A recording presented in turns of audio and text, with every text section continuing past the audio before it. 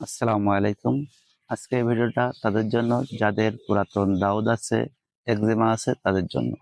আমার সামনে যে উদ্ভিদটা দেখছেন, এই উদ্ভিদটার নাম হচ্ছে মুক্তঝরা। আর এই মুক্তঝরা হওয়ার বিশেষ কারণ আছে। দেখেন এর গায়ে প্রচুর পরিমাণ মুক্তার মতন সব হয়ে আছে, এই জন্য এর নাম হচ্ছে মুক্তঝরা। আর অঞ্চল ভিত্তিক বিভিন্ন নাম হইতে পারে।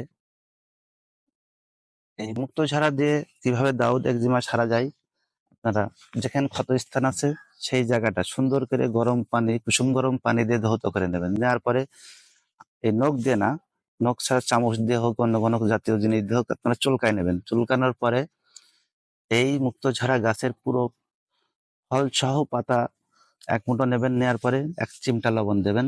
1 চিমটা লবণ দেওয়ার পরে ক্ষত স্থানে আপনারা লাগাই দেবেন। 2 থেকে 3 দিনের ভিতরে দেখবেন আল্লাহ রহমত করেছে।